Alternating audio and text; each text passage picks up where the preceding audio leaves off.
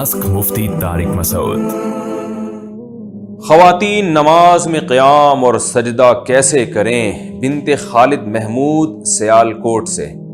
خواتین تکبیر تحریمہ میں کتنا ہاتھ اٹھائیں، ہاتھ کس طرح سے باندھیں، سجدے میں پاؤں کس طرف نکالیں اور سلام کس طرح پھیریں؟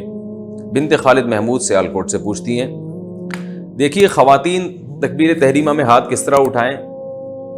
خواتین کی جو نماز ہے وہ مردوں سے ظاہری کیفیت کے لحاظ سے مختلف ہے، اس پہ پوری امت کا اجماع ہے۔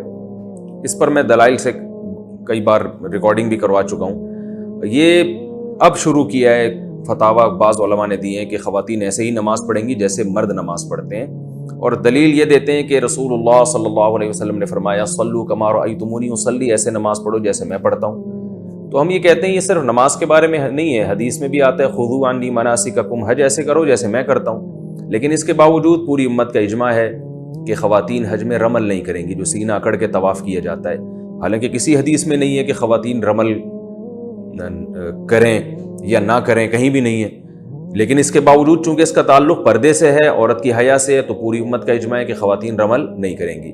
صفا اور مروہ کی سعی، نبی صلی اللہ علیہ وسلم نے تو صفا اور مروہ کی سعی دوڑ کر کی ہے، کہیں بھی نہیں ہے حدیث میں کہ آپ صلی اللہ علیہ وسلم نے عورت کو دوڑنے سے منع کیا ہو۔ لیکن اب اس کے باوجود تمام امت کے علماء، جس میں ہمارے اہل حدیث علماء بھی شامل ہیں، وہ سب عورت کو صفا اور مروہ میں دوڑنے سے منع کرتے ہیں۔ حالانکہ ہمارے پاس نبی صلی اللہ علیہ وسلم کا اس بارے میں کوئی بھی قول موجود نہیں ہے، لیکن پوری امت نے اجماع کیوں کیا کہ بھئی عورت کا تعلق حیا سے ہے اور عبادت میں حیا کا عنصر جھلکنا چاہیے۔ اسی وجہ سے پوری امت آج تک اس پر اتفاق رہا ہے کہ عورت دوڑے گی نہیں۔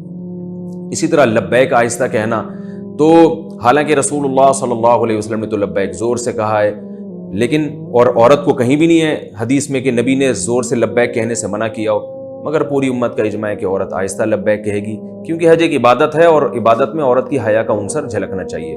تو اسی بیسس پر امت کا اس پر بھی اجماع رہا ہے کہ اگرچہ حدیث میں صراحتاً نہیں ہے کہ عورت سمٹ کے نماز پڑھے، لیکن پوری امت کا اجماع رہا ہے کہ عورت سمٹ کے نماز پڑھے گی، مردوں کی طرح چوڑی ہو کے کشادہ ہو کے نماز نہیں پڑھے گی جیسے مرد سجدہ کرتے ہیں یا مرد رکوع کرتے ہیں۔ اس میں امام ابو حنیفہ، امام شافعی، امام احمد ابن حنبل، امام احمد بن حنبل تو امام بخاری کے استاذ ہیں، حدیث کے بہت بڑے عالم ہیں، وہ تو یہاں تک بھی کہتے ہیں کہ عورت نماز میں تکبیر تحریمہ والا رفع الیدین ہی نہیں کرے گی تاکہ ہاتھ اٹھانا ہی نہ پڑے اس کو۔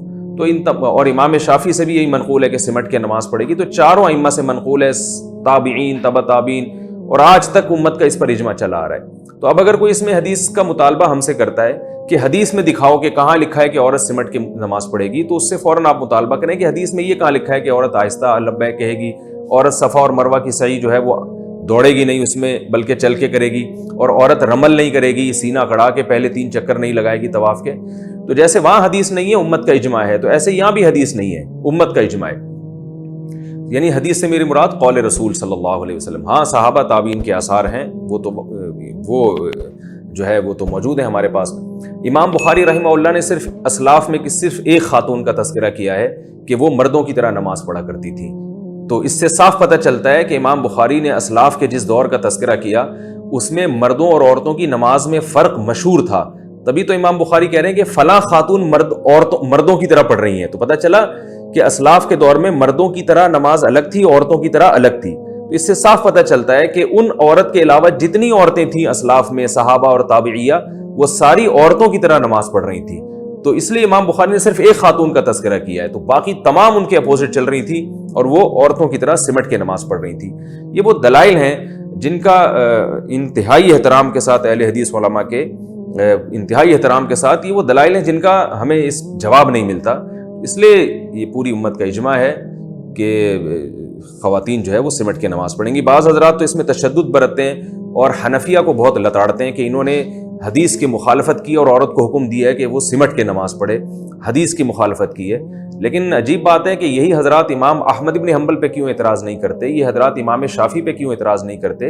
امام احمد ابن حنبل اور امام شافعی تو یہ حدیث اپنی مسند میں لے کر آئے ہیں کہ صلو کما رأیتمونی اصلی، ایسے نماز پڑھو جیسے میں پڑھتا ہوں، اس کے باوجود اس کے خلاف فتویٰ دے رہے ہیں، اس لیے کہ انہوں نے اپنے زمانے میں دیکھا ہے، پوری امت کو ایک تواتر سے ایک عمل کرتے ہوئے دیکھا ہے، اور رسول اللہ صلی اللہ علیہ وسلم کی صحیح حدیث ہے لا تجتمع امتی علی ضلالہ، میری امت گمراہی پہ جمع نہیں ہوگی۔ یہاں تک کہ جو اہل حدیث حضرات ہندوستان میں 150 سال پرانے جو فتاویٰ ہمیں ملتے ہیں، اس میں اہل حدیث کی کتابوں میں بھی یہی لکھا ہوا ہے کہ عورتیں سمٹ کے نماز پڑھیں گی. تو یہ اس دور میں میں سمجھتا ہوں کہ ایک نیا فتویٰ ہے جو چل پڑا. غلطی ہر انسان سے ہوتی ہے، لیکن ہمیں امت کے جو اجماعی مسائل ہیں ان میں انحراف نہیں کرنا چاہیے. اور خود حدیث سے بھی ثابت ہے کہ پردے کے معاملے میں عورت کا حکم مرد سے مختلف ہے. جیسے کہ رسول اللہ صلی اللہ علیہ وسلم نے ارشاد فرمایا عورت کی گھر کی نماز مسجد کی نماز سے بہتر ہے. کیوں؟ گھر میں پردہ زیادہ ہے. نبی صلی اللہ علیہ وسلم نے یہ بھی ارشاد فرمایا کہ عورت کے اندر گھر کے کمرے کی نماز صحن کی نماز سے بہتر ہے. حالانکہ وہاں کوئی دیکھنے والا نہیں ہے، کوئی نامحرم تھوڑی ہے، عورت کا اپنا گھر ہے.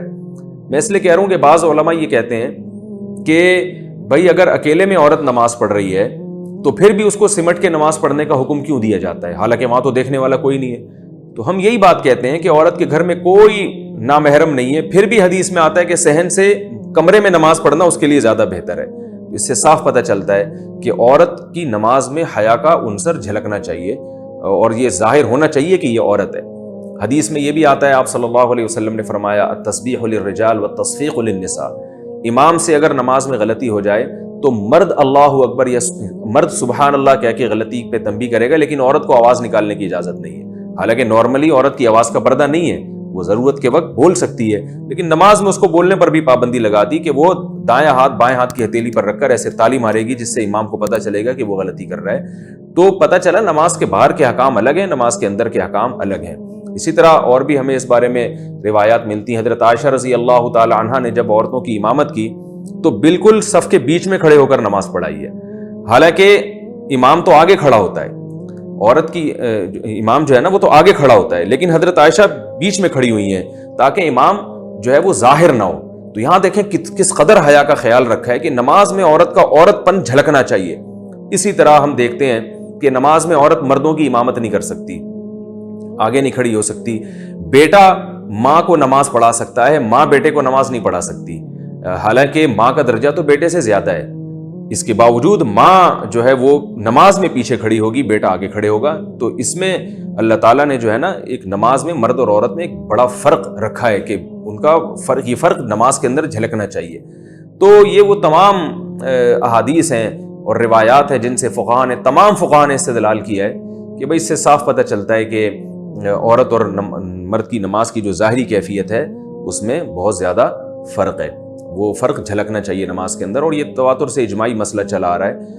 تو اب لوگ حدیث کا مطالبہ کرتے ہیں، تو جو مطالبہ کریں آپ ان سے مطالبہ کر لیں کہ صفا اور مروہ میں جو ہے عورت دوڑے گی نہیں، حدیث دکھاؤ کہاں ہے. تو امت کے اجماعی مسائل اس طرح سے توڑ موڑ کر حدیث کا لیبل لگا کے اگر ہم نے تبدیل کرنا شروع کر دیے تو ہمارے تو دین کا بیڑا غرق ہو جائے گا بالکل. تو اس لیے انہی فقہا پر اعتماد کرنا چاہیے جو ہم سے پہلے محقق گزر چکے ہیں. عبداللہ بن مسعود رضی اللہ تعالیٰ عنہ کی روایت ہے، فرمایا من کان منکم مستنن فلیستن بمن قد مات فإن الحی لا یؤمن علیہ الفتنہ. عبداللہ بن مسعود رضی اللہ تعالیٰ عنہ فرماتے ہیں کہ جو تم میں اقتدا کرنا چاہتا ہے تو آج کے دور کے جو یوٹیوبرز ہیں اور آج کے دور کے جو محققین ہیں ان کی اتباع نہ کرے، بلکہ جو دنیا سے جا چکے ہیں ان کو فالو کریں، کیونکہ حی پر فتنے کا اندیشہ زیادہ ہے. جو زندہ لوگ ہیں ان کے بارے میں ڈر ہے کہ یہ دنیا پرستی میں یا اپنی دکان چمکانے کے لیے لیبل یہ لگا رہے ہیں کہ ہم دوسروں کی دکانیں بند کر رہے ہیں، مگر ان کا مقصد ایسا نہ ہو کہ اپنی دکان چلانا چاہ رہے ہوں. تو اس کا بھی یہ زندہ لوگوں پہ یہ اندیشہ زیادہ ہے. پرانے لوگوں کی جو تحقیقات ہیں وہ تحقیقات للہیت کی بیس پر ہوتی تھی، آج نفس پرستی کا دور ہے.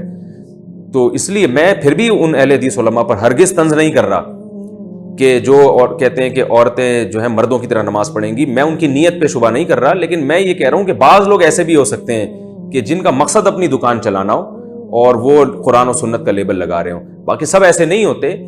بعض لوگ کی تحقیق یہ ہوتی ہے، وہ سمجھتے ہیں کہ قرآن و سنت کی روشنی میں یہی برحق ہے.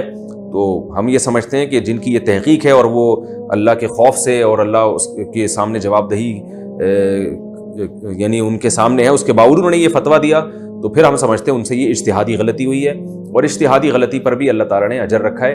لیکن ہم عوام کو یہی کہتے ہیں کہ جو مجتہدین پہلے گزر چکے ہیں، ابو حنیفہ، مالک، شافعی اور احمد بن حنبل، جن کو پوری امت محقق مانتی ہے، ان کی ریسرچ کو آپ فالو کریں، یہ آپ کے لیے زیادہ بہتر ہے. ہاں تو اب جو بات یہ کہ اصل تو یہ کہ عورت سمٹ کے نماز پڑھے گی. اب سمٹنے کی کیفیات کیا ہوں گی، ان میں فقہا کا اختلاف ہے. یہ میں اس لیے کہہ رہا ہوں کہ بعض لوگ کہتے ہیں کہ یہ کون سی حدیث میں لکھا ہے کہ عورت سینے پہ ہاتھ باندھے گی، یہ کون سی حدیث میں آتا ہے کہ عورت سجدے میں دائیں طرف پاؤں نکال کے بیٹھے گی؟ یہ کون سی حدیث میں آتا ہے کہ تشہد میں عورت دائیں طرف پاؤں نکالے گی یا بائیں طرف پاؤں نکالے گی؟ یہ کون سی حدیث میں آتا ہے کہ عورت رفع الیدین میں کندھوں تک ہاتھ اٹھائے گی اور مرد جو ہے نا وہ کانوں تک ہاتھ اٹھائیں گے؟ تو بھائی اب ہر چیز پہ الگ سے حدیث کا مطالبہ کرنا یہ غلط ہے، اس لیے کہ جب سمٹنا ثابت ہو گیا امت سے اور اجماع کا حجت ہونا وہ حدیث ہی سے ثابت ہے کہ نبی صلی اللہ علیہ وسلم فرما چکے کہ میری امت گمراہی پہ جمع نہیں ہو سکتی، تو اب وہ تذکرہ نہیں ملتا، لہذا اس میں رائے ہے، تو آپ جس کی رائے کو فالو کریں وہ آپ کے لیے بہتر ہے۔ تو امام کے جو ہے اس کے مطابق جو ہے، کیونکہ کندھوں تک ہاتھ اٹھانے میں جو ہے وہ یعنی اس میں عورت زیادہ کھل جاتی ہے، تو اس لیے انہوں نے کہا کہ کانوں تک ہاتھ اٹھانے میں، اس لیے انہوں نے کہا کہ صرف کندھوں تک ہاتھ اٹھائے جائیں، اور جب وہ تحیات میں بیٹھیں گی تو اپنے دونوں پاؤں دائیں طرف نکال کے اس طرح سے زمین پہ بیٹھیں، اور سجدہ جب وہ کریں گی تو دونوں پاؤں جو ہے دونوں بازو بچھا لیے جائیں اور پاؤں کو دائیں طرف نکالا جائے، پورے جسم کو زمین پہ بچھا لیے جائے۔ اس سے یہ بھی پتہ چلتا ہے کہ وہ جو حدیث میں آتا ہے کہ تم میں سے کوئی جو ہے وہ کتے کی طرح سجدہ نہ کرے، تو اس سے مراد مرد ہیں، اس میں خطاب رسول اللہ صلی اللہ علیہ وسلم کا مردوں کو ہے، اس لیے کہ مرد کا اس طرح سے اٹھ کے زمین پہ سمٹ کے سجدہ کرنا یہ سستی اور کاہلی کی علامت ہے، اس لیے آپ صلی اللہ علیہ وسلم نے اس کو پسند نہیں کیا، لیکن عورت کا اس طرح سے سمٹ کے سجدہ کرنا یہ سستی کی نہیں بلکہ اس کی حیا کی علامت ہے۔ عورت کا اپنے سرین جو ہے وہ کولے جو ہے وہ سردے میں اٹھانا اوپر کی طرف، یہ حیا کے بہرحال خلاف ہے۔ بعض حضرات نے یہ کہا ہے کہ عبداللہ بن عمر رضی اللہ تعالی عنہ نے سے روایت ہے کہ عورتیں آہستہ لبیک کہیں گی، لہذا ہم اس روایت کی وجہ سے عورتوں کو آہستہ لبیک کہنے کا کہتے ہیں، اور عبداللہ بن عمر سے ایسی کوئی روایت نہیں ہے کہ وہ عورت سمٹ کے سجدہ کرے گی۔ تو یہ یاد رکھیں عبداللہ بن عمر کی جو روایت جو بھی پیش کرے تو یہ ابن جریج مشہور مدلس ہے، ان کی مدلس روایت ہے، لہذا یہ روایت ضعیف ہے، پہلی بات تو یہ۔ دوسری بات یہ کہ اگر آپ قول رسول نہیں پیش کر سکتے تو پھر اسلاف کے اقوال تو ہمارے پاس بھی ہیں جس میں عورت کو سمٹ کے سجدہ کرنے کا حکم دیا گیا ہے، جیسے ابراہیم نخعی رحمہ اللہ تعالیٰ۔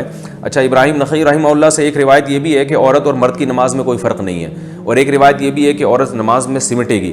تو بعض لوگ ان کی دوسری روایت پیش کرتے ہیں کہ ابراہیم نخعی جیسے جلیل القدر تابعی جن کا امام بخاری بھی بڑا تذکرہ کرتے ہیں، تو وہ یہ کہہ رہے ہیں عورت کی مرد کی نماز میں کوئی فرق نہیں ہے۔ تو یاد رکھیں یہ جو روایت ہے ان سے دونوں روایتیں، ایک روایت میں آتا ہے کہ وہ ابراہیم نخعی کہتے ہیں کہ عورت اور مرد کی نماز میں فرق نہیں ہے، ایک میں آتا ہے کہ فرق ہے، تو صاف پتہ چلتا ہے کہ اس روایت کا مطلب کچھ اور ہے، اس کا مطلب کچھ اور ہے۔ تو عورت اور مرد کی نماز میں فرق نہیں ہے، رکعتوں کے لحاظ سے، قرات کے لحاظ سے، تسبیحات کے لحاظ سے، جو مرد نے پڑھنا ہے وہی عورت نے پڑھنا ہے، جتنی رکعتیں اس نے پڑھنی ہے اتنی اس نے پڑھنی ہے، اس لحاظ سے کوئی فرق نہیں ہے۔ اور دوسری جو ابراہیم نخعی سے روایت ہے جس میں آتا ہے کہ فرق ہے، اس سے مراد ہے کہ ظاہری کیفیت کے لحاظ سے فرق ہے۔ میں اس لیے کہہ رہا ہوں ایسا نہ ہو کوئی ابراہیم نخعی سے وہ روایت پیش کر کے آپ اس سے متاثر ہوں اور کہیں کہ اچھا بھئی یہ تو ہمیں ان سے بھی ایک اسلاف کا قول مل گیا، تو ایسا نہیں ہے، اس قول کی کیا حقیقت ہے وہ میں نے آپ کو بتا دی۔